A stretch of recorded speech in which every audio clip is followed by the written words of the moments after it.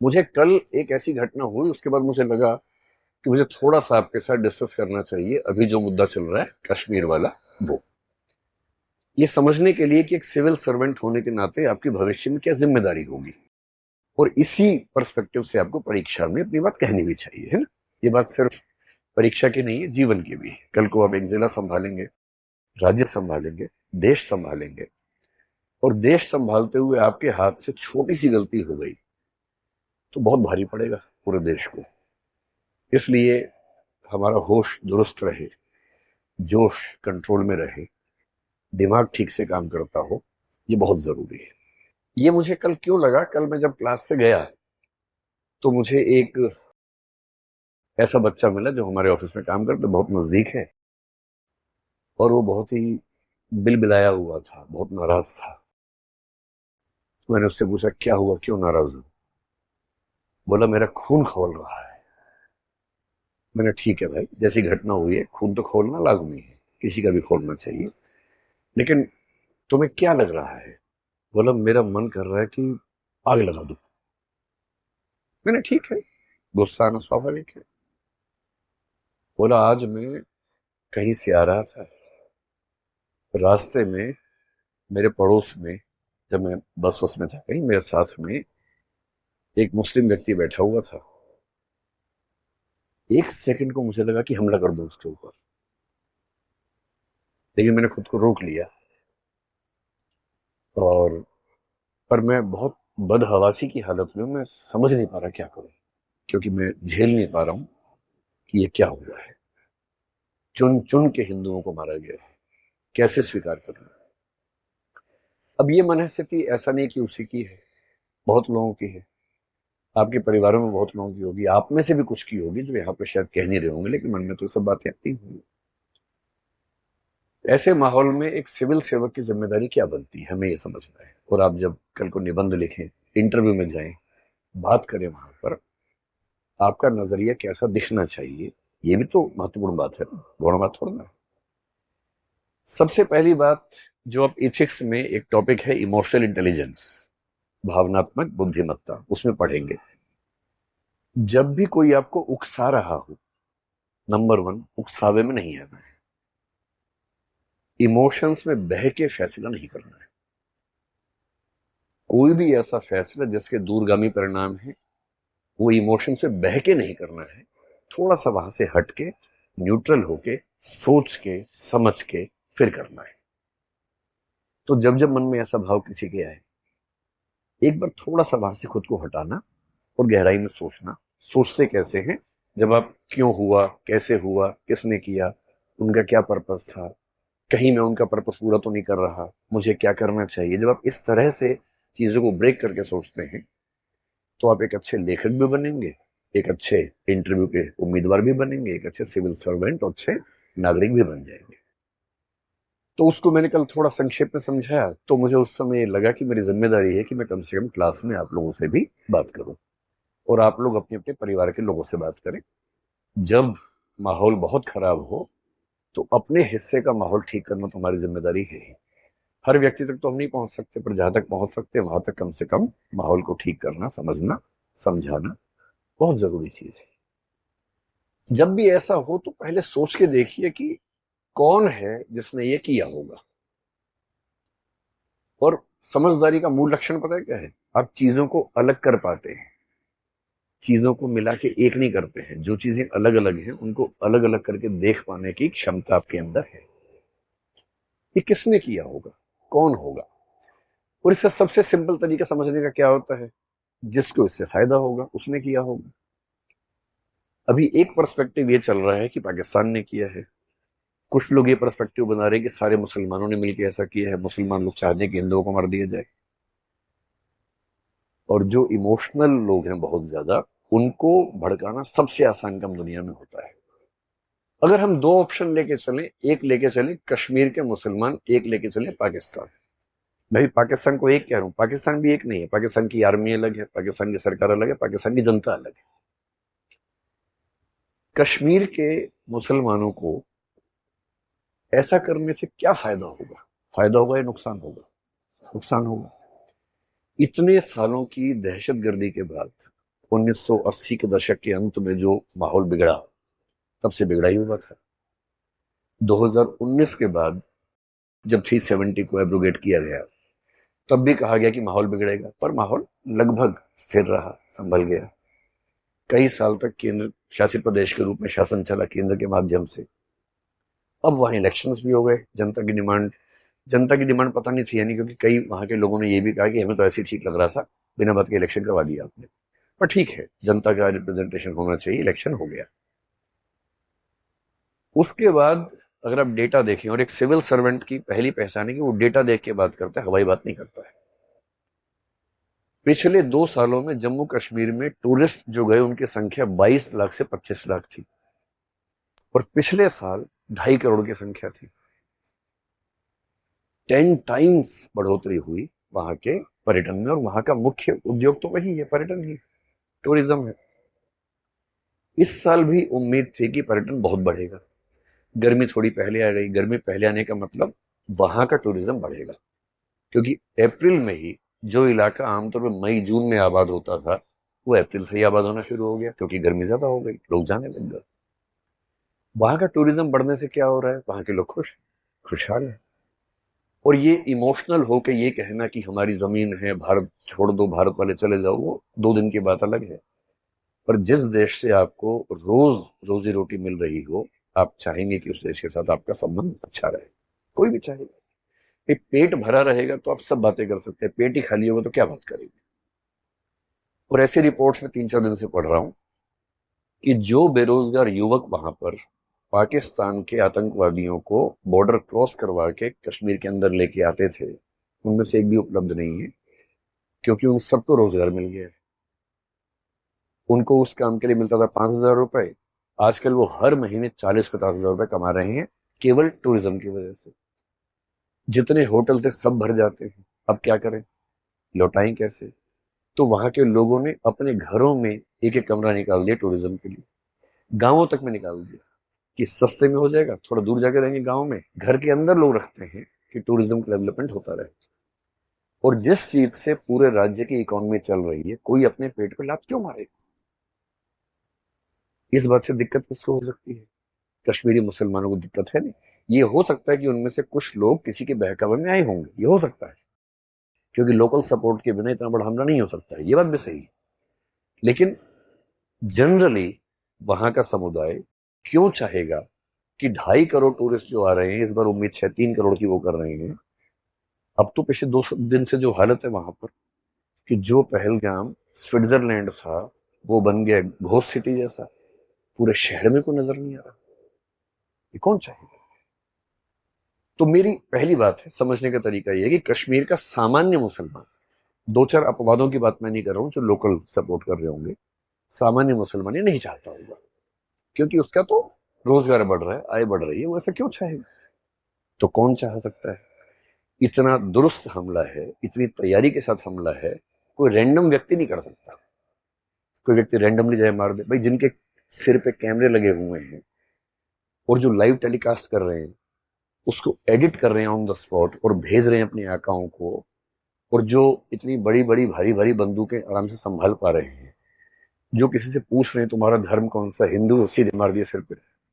इतने ठंडे खून के साथ किलिंग करना मजाक नहीं होता है। कभी आप आईपीएस बनेंगे, पहली बार किसी को मारना पड़ गया ना, कई दिन नींद नहीं आती उसके बाद। जो इतना कोल्ड ब्लडेड मर्डर करता है, इसका मतलब वेल ट्रेन्ड व्यक्ति है। उसको ट्रेनिंग कहां से मिली होगी? तो ट्रेनिंग कौन देगा? सीधी सी बात है, पाकिस्तान से मिली होगी। हम तो ये मान के चलेंगे। पाकिस्तान को क्या दिक्कत है?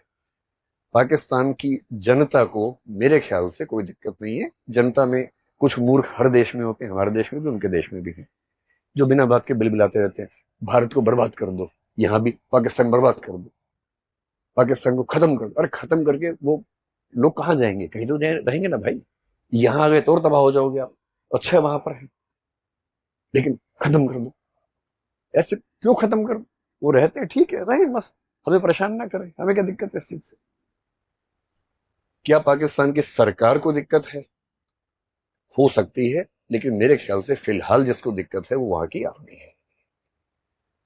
और आर्मी को क्यों दिक्कत है? सिंपल है, समझिए क्यों दिक्कत है। आप तो आईआर भी पढ़ेंगे, सिक्योरिटी पढ़ेंगे, ये सब आपके पाठ्यक्रम की चीजें हैं। क्यों दिक्कत है? एक तो पाकिस्तान एक फेल्ड स्टेट की स्थिति में जा चुका है, कटोरा लेके दुनिया भर में भीख मांगता है, पैसे नहीं है। जहां आटा 600 रुपए किलो हो चुका हो और हालत खराब होती जा रही हो, आम पाकिस्तानी के पास खाने पीने के पैसे नहीं। और जब खाने पीने के पैसे ना हो तो उस देश में गृह युद्ध भड़कना बहुत आसान होता है। सिविल वॉर न भड़के तो लोगों को इमोशनली फूल बनाना बहुत जरूरी होता है। तो जब जब किसी देश में जनता परेशान होती है, शासकों की कोशिश होती है कि किसी मामले में उलझा दो। और जब भी युद्ध का मौसम बने, हो सकता है कि किसी देश में इलेक्शन होने वाले। एक शायर ने बड़ी खूब पंक्ति कही है, सुनिए आपने पंक्ति वो वाली। तो उन्होंने कहा, सरहदों पर तनाव है, पता करो क्या देश में चुनाव है। क्योंकि लोगों को इमोशनल बना देंगे, चुनाव होगा, उसका फायदा मिल जाएगा। इस समय पाकिस्तान की सरकार क्राइसिस में है, तो पाकिस्तान की सरकार को चुनाव हो या ना हो जनता का ध्यान भटकाने की जरूरत है, इसकी वजह से कर सकते हैं। फिर कुछ दिन पहले वहां पर एक घटना हुई बलूचिस्तान को लेकर। पाकिस्तान पेट से है, बलूचिस्तान कभी भी हो सकता है। बधाई हो, बलूचिस्तान हुआ है। ये खबर ये बात ताली बजाने के लिए है। रियल सिचुएशन ऐसी वहां पर इस समय चल रही है। 2-3 बच्चे होने की उम्मीद है। इधर इधर इधर सिंध ओवरड्यू है, कभी भी खबर आ सकती है। तो लेकिन ये खबर जल्दी आने वाली है। ये प्री मैच्योर बेबी है, थोड़ा जल्दी 7-7.5 महीने में लगता है कि ऐसा होता है। कभी कभी प्रकृति के अपने उसूल होते हैं। अब उनको लग रहा है कि सोचो, किसी देश के अंदर ट्रेन हाईजैक हो गई। भाई फ्लाइट फिर भी समझ में आता है कि फ्लाइट में 2 लोग चढ़े लेके चले गए, ट्रेन तो जमीन पे है, इतनी लंबी ट्रेन हाईजैक हो गई। कितने लोगों को मार दिया, सेना कितने लोगों को मार दिया। पूरी दुनिया भर में थू थू हो रही है कि आपसे अपने देश में ट्रेन नहीं संभल रही है। आपके देश का एक बहुत बड़ा प्रांत इतना नाराज है कि आपके देश की ट्रेन पे कब्जा कर लेता है। उनको बलूचिस्तान के मामले को दबाना है, शांत करना है। और शांत करने का तरीका क्या है? कुछ और भड़का दो मामला, उससे लोगों का दिमाग वहां से हट जाता है। तो एक तो गरीबी, ऊपर से बलूचिस्तान, और तीसरा एक शख्स वहां बहुत परेशान है, उसका नाम है असीम मुनीर। वो वहां के सेनाध्यक्ष है, चीफ ऑफ आर्मी स्टाफ है। अगर उनकी बैकग्राउंड थोड़ी सी आपको पता हो, भारत से गए थे जब, मतलब भारत और पाकिस्तान बटे थे, उस समय भारत से उनका परिवार गया था पंजाब से। पंजाब के मुसलमान जो होते हैं, पंजाबी मुसलमान, उस बैकग्राउंड से हैं। इमरान खान के दौर में उनके नजदीकी थे, आईएसआई के चीफ बनाए गए थे। आईएसआई का बेसिक काम है भारत को परेशान करना, उसके चीफ थे। फिर इन्होंने कुछ ऐसी बड़ी मिस्टेक कर दी कि उसके बाद इनको पनिशमेंट पोस्टिंग देके बहुत खराब पोस्टिंग में भेज दिया गया। अब जैसे इमरान खान की सत्ता पलटी, नवाज शरीफ के भाई है, तो नवाज शरीफ के निर्देश पे कहते हैं कि उनको पाकिस्तान का सेनाध्यक्ष रिटायरमेंट से 2 दिन पहले बनाया गया, एक्सटेंशन देके। और इसलिए बनाया गया कि इमरान खान के दुश्मन नंबर 1 है इस समय। इमरान खान और उनके समर्थक इस समय पाकिस्तान की नाक में दम किए हुए लगातार, बात बात पे राजधानी घेर लेते हैं। और ऐसा लगता है कि राजधानी कब्जे में है इमरान खान के लोगों के। तो इमरान खान फैक्टर को दबाने के लिए सेना का प्रमुख ये व्यक्ति बना है। और इसके मन में एक परेशानी हमेशा से भारत को लेके, इसने कुछ दिन पहले ऐसी एक स्पीच दी भी थी जिसमें भारत के हिंदुओं को अटैक किया कि हिंदू लोग हमसे अलग हैं, हम एकदम अलग हैं, हम एक हो ही नहीं सकते हैं, इस तरह की बातें की। जो एक हिंट अपने आप में था कि कुछ तो पक रहा है। और इनको यह समझ में आ रहा है कि अगर युद्ध होते रहेंगे तो आर्मी का महत्व रहेगा, युद्ध नहीं होंगे तो आर्मी का महत्व खत्म हो जाएगा। कश्मीर से लोकल सपोर्ट 0 हो चुकी है। और धर्म का मुद्दा, कि धर्म के नाम पे राज्य अलग होगा, देश अलग होगा, लोग नहीं करना चाह रहे। लोग शांत हैं, उनको रोजी रोटी मिल रही है, उनकी लोकप्रिय सरकार का इलेक्शन भी वहां पर हो चुका है। तो लोग क्यों आंदोलन करेंगे, क्यों क्रांति करेंगे भाई? और इसलिए आप पहली बार देखेंगे इस हादसे के बाद कश्मीर के मुसलमानों ने बहुत सारे मोर्चे खोल के विरोध किया। दिल्ली के जामा मस्जिद के शाही इमाम ने विरोध किया।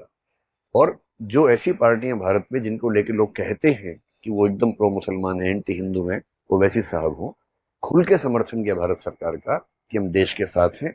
देश का हर मुसलमान संगठन इस समय खुल के वोकली देश के साथ खड़ा हुआ है। ये वो बार बार कह रहे हैं कि उनको कहना जरूरी भी है, उन पर शक है, उनका कहना लाजमी है, और कह भी रहे हैं, खुल के कह रहे हैं। इतना होने के बाद भी यदि हम आपस में नफरतें बढ़ा लेंगे तो इसका मतलब हमसे बड़ा कोई मूर्ख नहीं। उनकी साजिश ये है कि ऐसी कुछ घटनाएं कर दो कि कश्मीर के अंदर फिर से हिंदू मुसलमान इतना हो जाए कि कश्मीर की जो डेवलपमेंट थी, जो कश्मीर के लोग हिंदुस्तान का हिस्सा मन से बन रहे थे, वो ना बन पाए। फिर पटरी से उतर जाए सारा प्रोसेस, जो इतनी मुश्किल से पटरी पे आया है, सारा उतर जाए पटरी से। हमारे देश की देखिए सबसे खूबसूरत बात क्या है, कहते हैं कि भारत में भी इस समय सांप्रदायिकता ज्यादा है। मैं खुद इस बात से सहमत हूं कि हाँ, इस समय माहौल में पहले की तुलना में थोड़ा सा दबाव ज्यादा रहता है। पर एक बात पे जो गर्व करना चाहिए वो ये है, आप इमेजिन कीजिए कि पाकिस्तान या बांग्लादेश में वहां के माइनॉरिटीज ने वहां की मेजोरिटी के 25 लोगों को मारा होता तो पूरे देश में क्या हाल होता। हमारे देश की सबसे बड़ी उपलब्धि ये है, 3 से 4 दिन इस घटना को हो गए, पूरे देश में एक जगह भी दंगा नहीं हुआ है। किसी देश की मेजोरिटी के 27 लोगों को मारा जाए, 25 लोगों को मारा जाए, बेरहमी से मारा जाए, और पूरे देश में एक भी दंगा फसाद ना हो, इसका मतलब है कि वो देश अपनी मूल प्रकृति में हिंसक नहीं है, मूल प्रकृति में चीजों को समझता है, समझदार है। और सबका गुस्सा कुल मिला के पाकिस्तान को लेके है, न कि भारत के लोगों के बीच की खाई की तरफ है। अब ऐसे मामले में सॉल्यूशन क्या है? अगर कोई आपसे पूछे कि ऐसी स्थिति में अगर आप होते समाधान करने वाले, सॉल्यूशन करने वाले, तो आप क्या करते? अगर हमने कश्मीर का बाइकआउट कर दिया, टूरिज्म खत्म कर दिया, तो जीत हमारी हुई या उनकी हुई? तो उनकी जीत हो गई। इसे सही समाधान क्या है? कश्मीर में जहां जहां टूरिज्म होता है वहां वहां सिक्योरिटी इतनी कायदे से बढ़ाई जाए और टूरिज्म 2.5 करोड़ की जगह बढ़ के 3-4 करोड़ हो जाए, ताकि कश्मीर के जो थोड़े बहुत बच्चे अभी भी दुविधा में हैं, उनकी दुविधा भी स्थायी रूप से खत्म हो। इसलिए कश्मीर का टूरिज्म खत्म करने का मतलब है कि आप उनके शिकार हो गए, आप उनके झांसे में आ गए, आपने वो काम कर दिया जो वो चाह रहे थे। ये नहीं करना है। वो दूसरा क्या चाह रहे हैं कि भारत के मुसलमानों को इनसिक्योरिटी हो जाए, उनको लगे हिंदू ऐसे हैं, हिंदुओं को इनसिक्योरिटी मुसलमानों से हो जाए। जिस मामले में हमारे देश ने एकदम ठीक स्टेप लिया, पिछले 3-4 दिन में एक भी ऐसी घटना नहीं हुई जो चिंता वाली हो, क्योंकि भारत के हिंदू इस बात को समझ रहे हैं कि दुश्मनी अपने परिवार के लोगों से नहीं है, दुश्मनी बाहर के लोगों से है। और सरकार की भूमिका क्या होती है? जॉइंट फैमिली के मुखिया वाली, संयुक्त परिवार। संयुक्त परिवार में कभी शांति नहीं होती है। 4 भाई हैं, चारों के आपस में झगड़े चलते रहते हैं। इसकी पत्नी उसकी पत्नी से नाराज है, इसका पति इसके पति से नाराज है, ज्यादा मैं कमाता हूँ, खाता ज्यादा ये है, ये मोटा हो गया है, मैं पतला हो गया हूँ, ज्यादा रिसोर्सेज मुसलमानों पे खर्च हो रहे हैं, ज्यादा संसाधन हिंदुओं पे खर्च हो रहे हैं। ये सब जॉइंट फैमिली में चलता है, चलता रहेगा। लेकिन कोई जॉइंट फैमिली घर के अंदर के झगड़ों को बाहर लेके नहीं जाती है। और सरकार एकदम सही कर रही है, नहीं लेके जा रही है। सरकार ने सारे स्टेप पाकिस्तान के खिलाफ लिए, नदी के मामले पे हमने एक स्टेप लिया। इन स्टेप्स का असर समय के साथ दिखेगा। और अभी आप में से कई लोगों का मन कर रहा होगा कि युद्ध हो ही जाना चाहिए। इस समय जो है ना, वॉर लाइक सिचुएशन है। एक बात हमेशा ध्यान रखनी है, अगर युद्ध हुआ तो फायदा किसको होगा? सेनाओं को फायदा होगा, विशेष रूप से बाहर की सेना को। भारत की सेना भारत के सिविल एडमिनिस्ट्रेशन के अंडर काम करती है। पाकिस्तान की सेना और आजकल बांग्लादेश की सेना लगभग सिविल एडमिनिस्ट्रेशन की टक्कर में या उससे ऊपर काम कर रही है। उन सेनाओं को मोहलत मिलेगी, उन सेनाओं को फिर से सांस मिलेगी कि हमारा अस्तित्व ठीक चल रहा है। युद्ध होना हमेशा ध्यान रखना है, युद्ध केवल तब करना है जब कोई चारा ना बचे। एथिक्स के पेपर में एक टॉपिक है इंटरनेशनल एथिक्स, उसमें युद्ध एक सब टॉपिक है कि युद्ध अपने आप में कितना नैतिक है, कितना अनैतिक है। और उसका एक ही उत्तर है, जब तक युद्ध टल सकता है युद्ध को टालना चाहिए, जब टलना संभव ना हो तो करना चाहिए। साहिर साहब ने एक बड़ी अच्छी नज्म लिखी थी जिसमें उन्होंने कहा जंग तो खुद एक मसला है, जंग क्या मसलों का हल देगी। आज खून और लाशें देगी, कल भूख और एहतियाज देगी। इसलिए ए शरीफ लोगों, जंग टलती रहे तो बेहतर है, हमारे और आपके घरों में शम्मा जलती रहे तो बेहतर है। ये होना चाहिए दिमाग का स्टैंड। लेकिन आत्मसम्मान, आत्मरक्षा बहुत जरूरी मसले हैं। और जब ऐसी नौबत आ जाए कि अब कोई रास्ता नहीं बचा है, तब युद्ध करना जरूरी होता है। लेकिन ये क्लियर होना चाहिए कि ऐसी नौबत आ गई है। और बहुत अच्छे अच्छे लोगों ने, एक बहुत अच्छे दार्शनिक हुए थे नीत्शे, एक बहुत अच्छे दार्शनिक हुए थे हेराक्लाइटस, इन सब लोगों ने कहा कि कभी कभी किसी समाज के जिंदा रहने के लिए युद्ध बहुत जरूरी होता है। दिनकर एक कवि हुए, कुरुक्षेत्र में उन्होंने एक बात लिखी, पांडवों और कौरवों के बीच में युद्ध की बात चल रही है और बहुत परेशान है युधिष्ठिर कि युद्ध हमने लड़ा, अच्छा किया कि बुरा किया। युद्ध खत्म हो गया महाभारत में, शांति पर्व महाभारत का अंतिम हिस्सा है। युधिष्ठिर गिल्ट फीलिंग से भरे हैं कि हमने 5 भाइयों के हक के लिए 100 कौरवों की लाशें बिछा दी, लाखों लोग मार दिए, कितना बुरा काम हमने किया। और वो भीष्म पितामह के पास गए हैं कि मैं इस गिल्ट फीलिंग से मरा जा रहा हूं, आप इस पे क्या कहते हैं। भीष्म पितामह ने बहुत लंबी डिस्कशन की, जिसमें एक पॉइंट सेंटर में है कि युद्ध तब तक नहीं करना है जब तक जरूरी ना हो, जरूरी हो जाए तो करना है। और करना है तो युद्ध की नैतिक जिम्मेदारी उसकी नहीं है जिसने आत्मरक्षा में किया है, युद्ध की नैतिक जिम्मेदारी उस पे है जिसने युद्ध पैदा करने की कंडीशंस क्रिएट की है। और तब वो एक पंक्ति कहते हैं, रुग्ण होना चाहता कोई नहीं, रुग्ण मतलब बीमार, रुग्ण होना चाहता कोई नहीं, रोग लेकिन आ गया जब पास हो, तिक्त औषधि के सिवा उपचार क्या, शमित होगा वह नहीं मिष्टान से। अगर रोग पास आ ही गया है तो मिठाई से थोड़ा ना समाधान होगा, कड़वी दवाई खानी ही पड़ेगी, खानी पड़ेगी तो खाएंगे, ऐसा क्या है। इसलिए एक सिविल सर्वेंट का पर्सपेक्टिव क्या है, सबसे पहले समझना है कि इन सिचुएशंस के मूल में क्या है, उनके इरादे क्या हैं।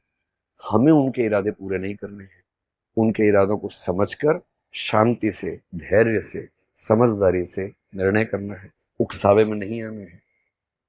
पाकिस्तान की जनता के खिलाफ नहीं सोचना है, जो गलत कर रहे हैं, जो वहां के आतंकवादी हैंडल्स हैं या सेना के लोग हैं, उनके बारे में सोचना है। युद्ध जैसी स्थितियों से खुद को भी रोकना है, आसपास के माहौल को भी ठीक रखना है। और अगर भविष्य में कभी ऐसी नौबत आ जाए, वैसे तो न्यूक्लियर पावर्स के बीच में युद्ध आमतौर पर नहीं होता है, इंटरनेशनल कम्युनिटी संभालेगी इस चीज को, अगर ऐसा होगा तो आ जाए तो फिर देख लेंगे ऐसा भी क्या है। और एक हमारे बड़े अच्छे शायर हुए वाहिद अली वाहिद नाम के, बड़ी सुंदर कविता लिखी है। और ध्यान रखना है, धर्म से मुसलमान है और कविता लिखी है भारत के सम्मान में, बड़ी शानदार। क्योंकि दिक्कत है कि हमारे दिमाग में पाकिस्तान और मुसलमान कई बार समानार्थक बन के आता है। ये गलती भूल के भी नहीं करनी है, भूल के भी नहीं करनी है। और वो कह रहे हैं, द्वंद्व कहां तक पाला जाए, युद्ध कहां तक टाला जाए, तू भी है राणा का वंशज, फेंक जहां तक भाला जाए, दोनों ओर लिखा हो भारत, सिक्का वही उछाला जाए, इस बिगड़ैल पड़ोसी को अब फिर शीशे में ढाला जाए। तो बिगड़ैल पड़ोसी को ढालना पड़े, ढाल देना चाहिए, लेकिन मिसप्लेस्ड एरोगेंस से बचना है। गुस्सा उस पे करना है जिस पे करना चाहिए, उसका नाम लेके किसी और पे नहीं करना है। एक समझदार नागरिक होने की ये बुनियादी जिम्मेदारी है। और मुझे उम्मीद है कि हम सब, भाई आप तो कल को देश संभालेंगे ना, अभी खुद को संभालो, पहले खुद को संभाल के परिवार को संभालो, अपने आसपास के माहौल को संभालो, कल को देश को संभालो। और युद्ध अगर इमोशंस में होने लग गए तो दुनिया में कोई बचेगा नहीं, इतने युद्ध होंगे, दुनिया खत्म हो जाएगी। तो युद्ध निजी जीवन में भी तभी करना है जब कोई चारा ना हो, जब तक बातचीत से मामला बना। और अच्छा युद्ध बंदूकों से नहीं होता है, मनोविज्ञान के स्तर पे होता है, इंटरनेशनल कम्युनिटी को साथ लेके होता है, जो हमने कर लिया है पहले ही। अगर चीन और बांग्लादेश को भी कमेंट करना पड़ ही गया फाइनली, इसका मतलब है कि नैतिक दबाव हमने दुनिया भर में बना दिया है। युद्ध होता है आर्थिक स्तर पर, कमर तोड़ने का तरीका बंदूक नहीं होता है, कमर तोड़ने का तरीका इकोनॉमी को हिलाना होता है, जो हमने पहले स्टेप्स के लिए। इन सब से बात ना बने तो अंत में होता है कि बंदूक उठाओ और काम शुरू करो। लेकिन वो बहुत बात की बात है और उसके लिए पागलपन तो एकदम ठीक नहीं। क्या मैं आपको समझा पाया? और ये एक मुद्दा था। किसी भी मुद्दे पर पर्सपेक्टिव इस तरह से रखना है, समग्र, मूल कारण पे जाना है, उथली बातों से बचना है, और जो सही समाधान है, मल्टीफेसेटेड, मल्टीप्रॉन्ग्ड, बहुपक्षीय समाधान, उसको लेके आगे बढ़ना है। ठीक।